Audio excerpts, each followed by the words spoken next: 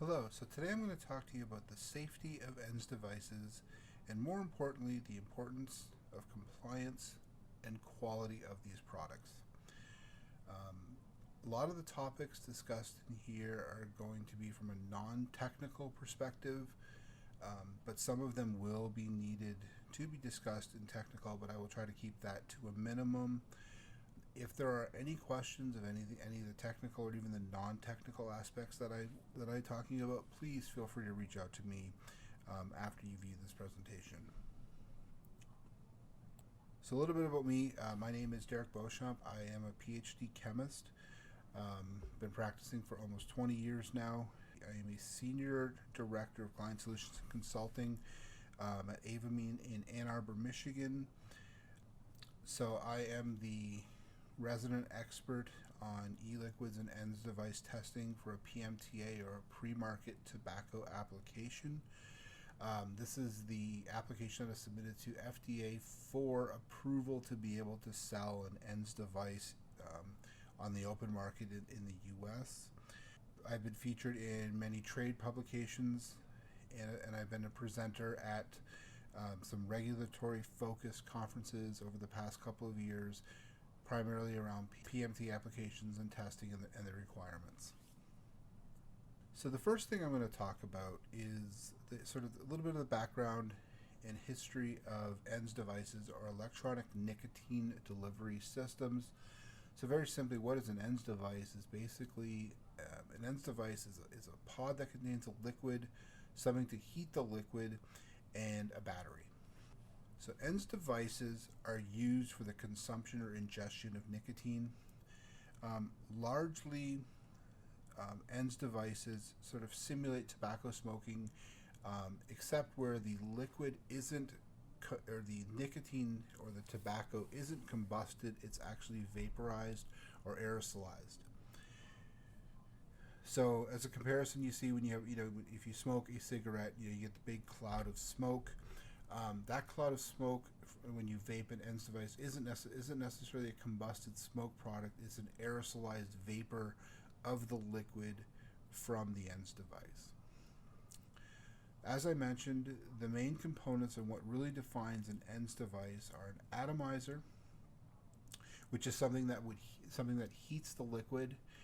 Generally, these are metal coils. There's a battery. Usually these can be, if it's a disposable device, it's basically it's a one-time use battery for the device. There are ones that you can charge, on the wall, charge in a USB port as well. And the final component is some kind of liquid storage vessel.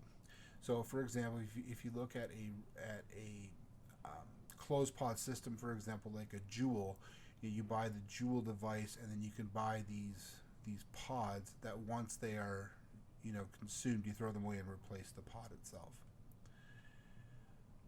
As I mentioned, the aerosol that is created in an ENDS device delivers the nicotine, very similar to what's done in cigarette smoke.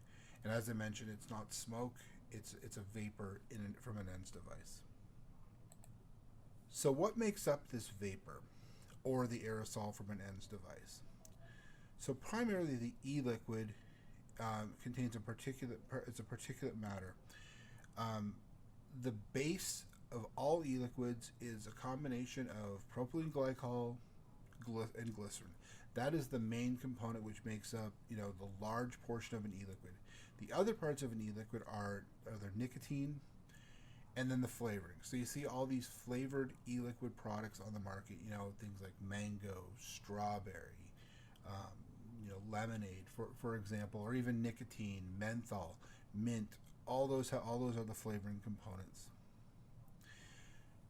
And the one part of concern, which I will discuss, is there's potential contaminants in any of these, or actually in the e-liquid itself. And this will be discussed later from a non-technical perspective. I mean, largely, what happens is now there's a requirement to submit a pre-market tobacco application with FDA. Part of this is the safety of the product to ensure that there are no contaminants or no byproducts produced when the product is aerosolized. So the general society and their view on ENDS devices. So, for example, in Europe, particularly England, ENDS devices and alternative nicotine-containing products are viewed as cigarette cessation devices. They are marketed that way, and they are through the regulatory bodies. They are approved. They are approved this way. In the U.S., however, it's slightly different. They are viewed as alternatives to smoking and alternative nicotine solutions. Although a large portion of the population is turning away from cigarette smoking, but there is still that addiction to nicotine, and the one way to safely deliver that is through regulated ENDS device products. ENDS devices, e-liquids, etc., have largely fallen under a negative government scrutiny. And the reason behind this is some companies are deliberately marketing these products to children. Some of these will contain cute product names, or easy, rip off of things like there's some that were called Fruity Pebbles, names that would appeal to a child, as well as some of these had a lot of cartoon characters in the packaging. I've seen ones that have had Scooby-Doo on the package and other known cartoon characters, and these products, were deliberately marketed to have children, use their products. They weren't on the market to help, an adult, switch from a cigarette to an e-liquid product, or, to stop smoking. How, like I said, they were directly marketed to children. This is the easiest way for FDA to come after you, to shut you down, is if you deliberately market or have the appeal to children with your product. So there are not just e-liquids on the market. There are other types of nicotine-containing products, and some of these are gum. You've seen, we've all seen Nicorette as the nicotine-containing gum to help people get off smoking. Well, now there are more products other than Nicorette on the market. There are lozenges, there are orally dissolving tablets, there's pouches, of course there's hookah tobacco, heated tobacco, etc. Those types of products, all different types. So just going to focus a little bit here on hookah tobacco. So hookah tobacco is largely attributed to, Indian old times from the Jesuits. A lot of us there are hookah bars, that are, open and, that have been and are open. It's more, smoking hookah tobacco is more of a cultural identity. I can tell you as a kid, maybe not a kid, but, a younger adult, 16 to 18 years old, going over to a friend's house, and their family, their family's part of their culture, smoked, hookah, and, trying it. And I distinctly remember using the apple flavored tobacco, and these flavored tobaccos have been around for years and years and years, and these may be some of the first examples of flavored tobacco. So now I'm going to talk about some differences between cigarettes versus e-liquids. As I've mentioned, the vapor produced by the aerosolization of the e-liquid contains a finite amount of chemicals. So these chemicals, again, are largely based on the components that were made that are used in the e-liquid: the propylene glycol, the vegetable glycerin, the nicotine, the flavoring components, and some of those are reaction products as well between the two. And by reaction product is meaning that two ingredients, possibly in the presence of, when you heat them, form a byproduct. Again, the vapor is limited to the components of the e-liquid. There are no combustion products. And one additional consideration is the potentially harmful components of the flavors. Now, so the one thing that isn't well known is that you think you've got these flavors that are used. So these flavors, do contain and potentially can contain some cancer-causing or other ingredients which may cause harm. And we'll discuss some of this a little bit more in the next couple of slides here. To compare, cigarette smoke is the aerosol produced by the incomplete combustion of tobacco during the burning of tobacco at 400 to 900 degrees Celsius. Thousands and thousands of chemicals can be generated during the combustion process. There are too many classes of chemicals to list, but some of these include aldehydes and nitrosamines. Again, I don't want to get too technical on these, but some of these are, carcinogenic or cancer-causing components. So, as we discussed earlier, e-liquid products are made of a propylene glycol or PG and vegetable glycerin VG. So the one thing you will hear if you go into a vape shop is you'll hear about products having a different PG VG ratio. So this is basically the difference in amounts of propylene glycol and vegetable glycerin in the product. Have different effects. They heat at different temperatures. Some produce more of a larger vapor cloud, etc. There is nicotine in these products as well, so they're generally refined nicotine, whether it is synthetic, which is made in a lab, or nicotine that's been extracted from tobacco plants. Again, there's flavor components. E-liquids may, however, contain heavy metals. So we all know about heavy metals and the risks to humans. For example, you talk about certain fishes in the ocean that accumulate various heavy metals that if you consume them, they build up over time. There are other potential carcinogens. HPHCs are harmful products or harmful or potentially harmful constituents, and however there are some banned flavor components. So overall, there are some components in flavoring that are banned that are not allowed to be in vapor products. And largely this is why one goes through a PMTA, or again, a premarket tobacco application with FDA. So because there's a lot of unknowns about what happens when the flavors are aerosolized and ingested, and there is no federal ban. In fact, the PMTA allows for flavored ends products or e-liquids. However, some states, have banned flavors to be sold in their state. Since the inception of flavored e-liquids, U.S. legislators have wanted to ban flavored e-liquids. Again, some of it is pertaining to the appeal to children to start vaping. So what the government, what they don't want to happen is they don't want people just to start vaping because it's cool or trending. It's largely also viewed as an alternate to smoking, or something to get off of smoking cigarettes altogether. Many long-time smokers have switched to vaping e-liquid products, with the majority enjoying various flavors. You see, if you walk through a cloud of smoke, or a cloud of vapor, you can kind of tell the flavor that person who's vaping is enjoying. A lot of fruit flavors, milky like caramel, chocolate flavors, etc. Because the federal government, isn't banning flavors, some of the states have taken it on their own to ban flavors. So beginning in 2019, some U.S. states have banned flavored e-liquid products from being sold. Some states like Michigan have temporarily banned flavored e-liquids. Living in Michigan, this was a big deal, as Michigan was one of the first to ban. So that was a temporary ban. Now flavored e-liquids can be bought and sold in the state of Michigan. Some have banned flavors altogether, and some have banned online sales of these products for their state residents.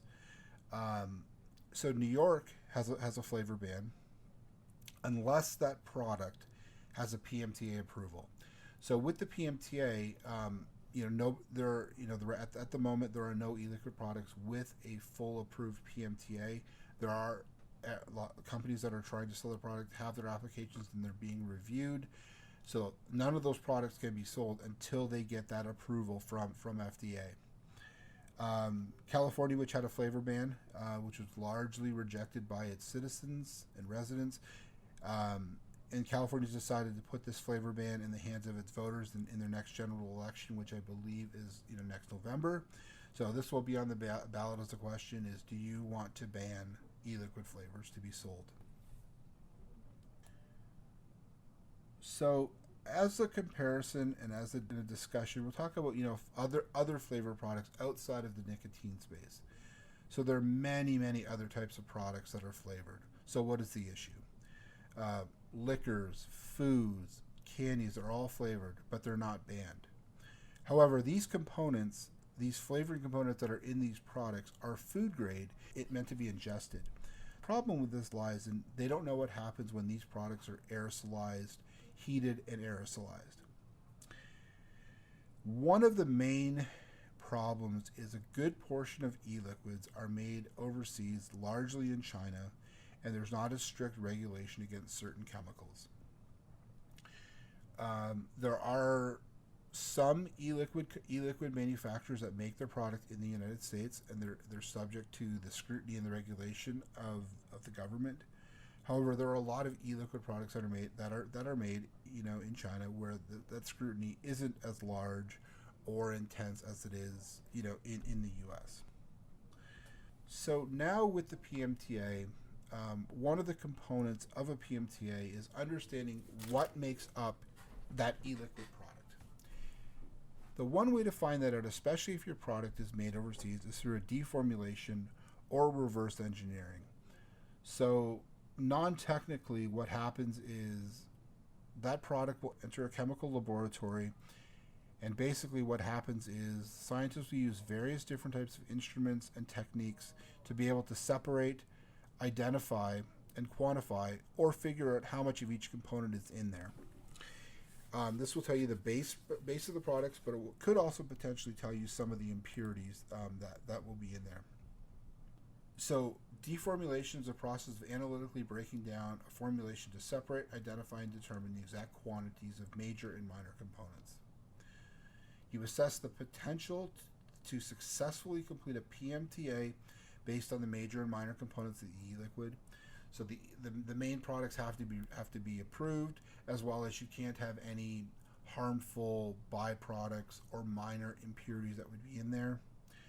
This is a way to potentially determine if an impurity is present. If impurities are identified or deemed present, you can develop an alternate formulation. You can switch out a component, or you can remove one altogether, or complete formulation of the e-liquid, or just looking at the flavor components. So I apologize. This is where my talk will get a little technical, but I will try to make this as non-technical as possible. So multiple separation techniques based on things, solubility, because certain components you can dissolve in some types of liquids, some you cannot. Volatility means the rate at which they are heated. And these types of things are used to separate different components. Once we have these products separated, there are many different pieces of equipment we can use to both identify and quantify the amounts that are there. And those are basically, the types of equipment are listed here. The one I'll just mention here quickly is the inductively coupled plasma mass spec, or ICP-MS. So basically what this instrument does is it gets you elemental amounts of metal components that are in there. And a lot of this instrument could be used, for example, if you were looking at to see, do I have any kind of contaminants in my water? If you do water testing, hey, you've got a little bit of lead in your water. Being from Michigan, I'm sure being around the U.S., you all heard about the Flint, Michigan, with the lead in the water system throughout all its residents. Well, that amount of lead was determined using an ICP-MS.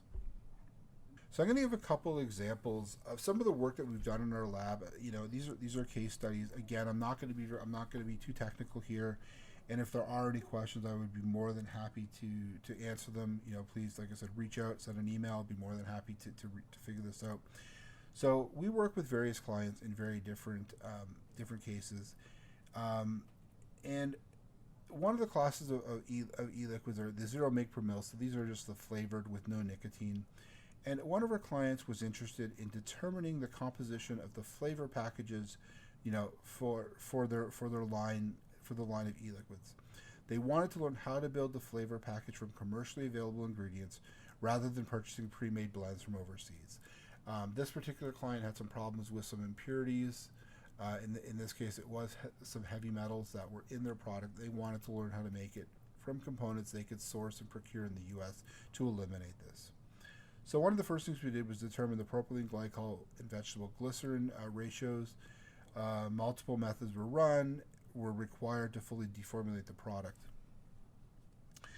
So one of the things we do in the lab when we do this type of work is, we will buy what we call an analytical standard, which is basically, we'll buy a pure form of an ingredient. So if we look at the one on the top where it says GCMS chromatogram of a glycerin standard, so if we run glycerin through our instruments, that's what the peak looks like. And again, the one on the bottom is the same thing using propylene glycol, and you see that those peaks are different. They come out at different areas, and because of that, we can differentiate, the components based on these standards. So these look a lot more complicated because this is actually our client sample, two of our client samples, and you see that there is the propylene glycol and the glycerin peaks, and there are a bunch of other little peaks in there. So those are the components based on the flavoring. So the flavorings are very complex chemicals, which can be made up of anywhere between 20 to hundreds of different chemicals. So basically, in the two different samples we did, we broke down, the glycerin amount, the propylene glycol amount, and then there was the linalool and orange oil, which you can probably assume that this was a citrus-based flavored product, and to protect the identity of our client sample, there's 40 other components which make up 13%, which I'm not going to bother to identify or specify, but there were more than 40 other components which make up their flavor. And again, in product 2, there was glycerin, glycerol, propylene glycol. This was vanillin and ethyl vanillin. So this is basically a vanilla flavor. And then again, there were 40 other components, and I believe this was a cake flavored e-liquid, where so it mostly had a vanilla flavor and a vanilla scent, but it's not just vanilla you add. There's 40, 50 components that make up that vanilla flavor. So the last slide I'm going to talk about here in the deformulation is sort of talking about a best-selling flavor base. So this is, just the flavor before it's added into any other product. So we had a client that was interested in reverse engineering or deformulating a flavor base in one of their best-selling e-liquids due to concerns that the material contained the carcinogenic carbonyl-based flavoring agents. So not to get too technical, but some of these are potentially reaction products that form because of some of the components, and these are the three bad actors that are present in, or potentially could be present in, e-liquids, and these are red flags if they are in a product, and those are acetone, acetylpropanol, and diacetyl. You walk in a vape shop and mention these three, the owner or the employee will know about these types. And generally, these types of things are really only used to create milky and buttery flavored notes. So these you generally won't find ever in fruit flavored e-liquids. These are more in, caramels, chocolates, those types of e-liquids. So continuing on, we're going to talk about HPHCs and the screening of e-liquids. So briefly, we're going to talk about HPHCs. So HPHCs are chemicals and chemical compounds that are present in tobacco products, and this includes electronic cigarettes or tobacco smoke that could cause or will cause harm to smokers or non-smokers, or vapors in this matter. Every unique product must be tested for these components, ingredients, additives, and properties. So that being said, Company X's strawberry e-liquid must be tested. Company X's blueberry e-liquid must be tested for HPHCs. Every unique product must be tested. There are up to 20 key analytes for HPHC testing from the full list of 93 that new tobacco and e-liquid product manufacturers must report on each new product. During the course of developing and validating our PMTA methods, so what Avamine did was Avamine made a significant investment and developed the appropriate methodology using the instrumentation equipment we had to have these methods to look for, to screen for these HPHC components. So how did we develop these e-liquids? We obtained e-liquids from multiple companies, both free-base nicotine, nicotine salts, different nicotine levels. Some of the products that we did test contained HPHCs that were on the FDA list. Products containing components on the HPHC list may be denied for market authorization. However, what this means is that just because a product has an HPHC in it, it doesn't mean that the FDA will reject it. Some of these harmful constituents have allowable limits in there. Something that a company could do to check their product before they invoke on a PMTA, and just for sake of clarity, a full PMTA would cost the company approximately $1 million. So what a company could do is, if they weren't sure about their product, they could do some quick, inexpensive research and development screening of their products for looking for these HPHCs. Again, it's very cost effective and quick. Generally, these R&D or research and development screenings are performed with fewer replicates, meaning you may only run the product one time through instead of 7 as the FDA requires. So on this slide here, which I'm not going to go through in any detail, is the full list of HPHCs that the FDA is requiring testing for.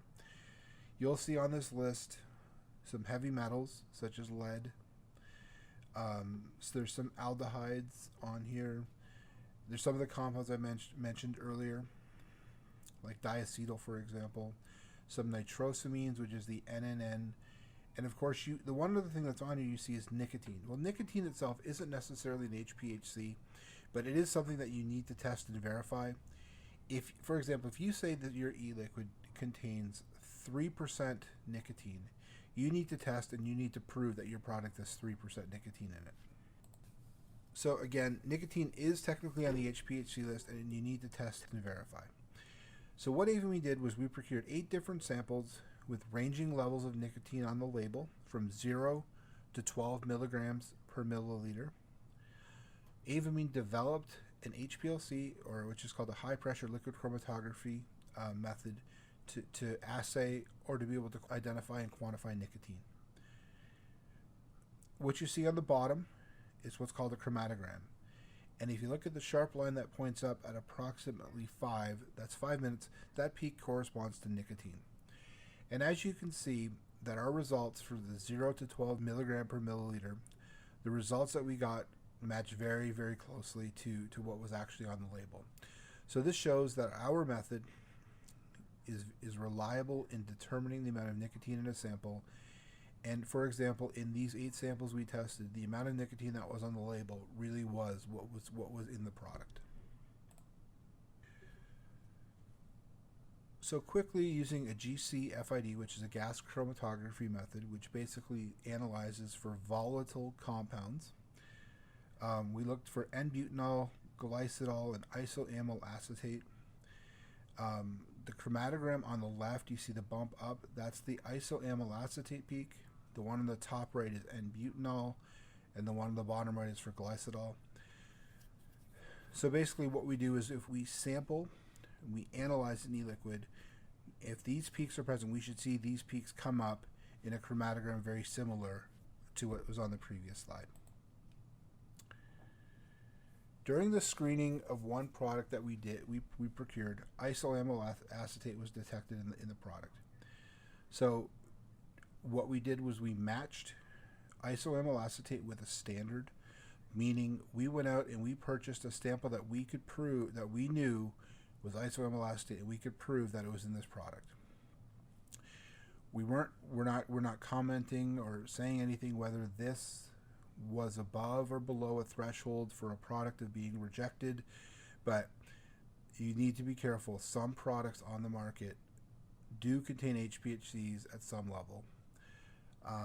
Just because they may, as I mentioned, just because they may have these HPHCs, this does not mean that they are bad or they are failed products. So, regulations. So what are regulations going to do? So what regulations are going to do is they're going to ensure product safety. Just like pharmaceutical products, a pharmaceutical company will submit their product to FDA for approval. Once that product receives approval, it can be sold as a prescription and is largely considered safe in the market for its intended use and application. So what is the purpose of regulations? So beginning in September of 2020, any e-liquid manufacturer is required to have a successful PMTA to be able to legally sell their products in the United States. To date, over 3,000 products have filed a PMTA with FDA. Regulation ensures product compliance to set and defined product safety standards. It also ensures products meet certain and defined standards, meaning that the product you buy today will be the exact same product you buy a month from now. So manufacturers are required to manufacture the same product in day 1 as they are in day 1,000, for example. So why are regulations good? FDA has put together a defined list of chemicals and components that could pose harm to health if ingested in certain levels. These are the HPHCs that we've been discussing. Product testing is required to be performed to ensure these substances are absent or if present below a defined amount. I will briefly discuss 3 types of components and their safety. So as I mentioned with the PMTA, I'm going to take a step back and discuss this. So PMTA is premarket tobacco application. PMTA is required for all new tobacco products introduced to the U.S. market after February of 2007. So any product that came on the market, and this includes cigarettes, after February 2007 is required to have a PMTA. What this means is that over 99% of all vapor products are required to have a PMTA. There was a handful of vapor products that were on the market prior to this date. PMTAs need to be submitted by importers and domestic manufacturers of e-liquids and their hardware or the ENDS devices. The FDA requires vape shops producing small batches of custom blended e-liquids to submit a PMTA for each SKU or stock keeping unit. Tobacco products must take into account risks and benefits to general population, both users and non-users. So now we're going to talk about the requirements of the PMTA. Per June 2019, the FDA put out the following PMTA guidance. There's product sampling and labeling, i.e. you cannot have any kind of marketing to children. It must state the nicotine level in the product. It must state that nicotine is an addictive substance. Like you see, it's a very similar labeling on all cigarettes. You must have scientific studies, so you need to test for the components of the e-liquid or the HPHCs. Principles of operation, you need to discuss how the device will operate. The use patterns, so how is the device used? How does it change over time?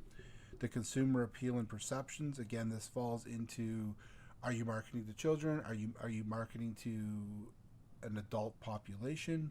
And of course, other human factors. The FDA can look at all or any of these factors in their decision for a PMTA. As I mentioned before, a full PMTA testing, including clinical trials, toxicology assessments, product testing, legal fees, consulting fees, is over $1 million. Some companies may find this amount of money cost prohibitive, and there is no guarantee that an e-liquid or an ENDS device will receive PMTA authorization. Authorization may be denied due to HPHCs. The HPHCs could be present in a liquid, generated through the aerosolization, or during a stability study. So what a stability study does is basically a shelf life study. This ensures that the product is exactly the same as it was manufactured day 1 as it was to, say, day 65.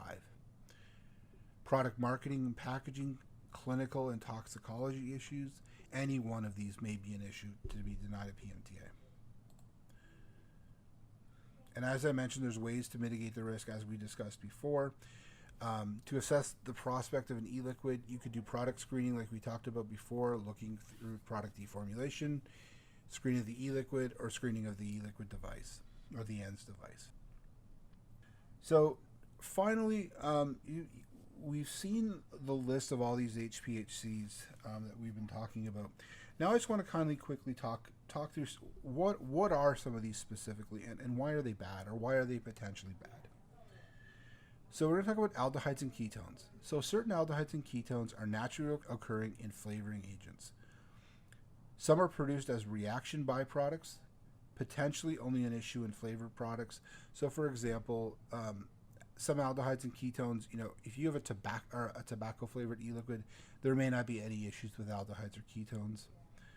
Some can react to form harmful substances, for example, acetone or diacetyl, as we've discussed earlier. Aldehydes and ketones being ingested can lead to cardiovascular disease, non-cancerous pulmonary diseases. Testing is needed and required to ensure these are not present, and if they are present, they are not reactive and to produce other substances that could be considered more harmful. Heavy metals. Heavy metals are high density metals and are toxic and poisonous even at very low concentrations.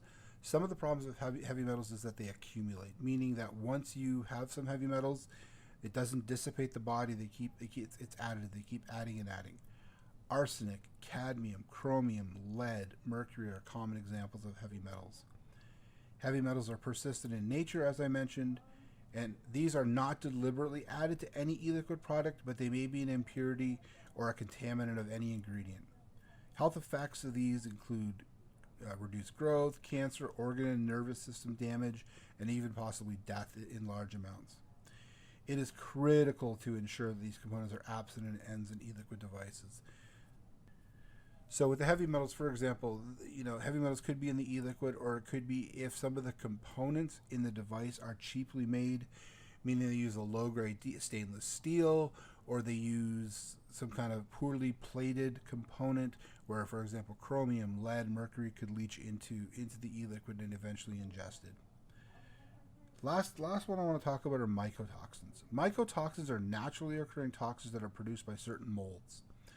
These are commonly found in foods, as mold can grow on common crops and foodstuffs. These can cause ingestion issues, skin irritation, persistent exposure can cause acute poisoning. It's a very easy lab test to perform to ensure that mycotoxins are not present in your sample or products. Mycotoxins really isn't a device problem. It would be more of a liquid or a food problem. Mycotoxins are not an issue with the devices I mentioned. So I'm going to just go through a couple of conclusions of my presentation. FDA has set up a system to regulate and improve ENDS products, including all the devices and liquids. Regulation ensures compliance and safety. Eventually, only FDA-approved products will appear on the marketplace. So where do we go? Where do you go from here? There are a couple of links I provided on here. One is to some of the more testing services that we offer. As mentioned, if any questions, please feel free to reach out to me. I'm more than happy to address technical, non-technical questions, and I'd be happy to answer any questions at that time. Thank you.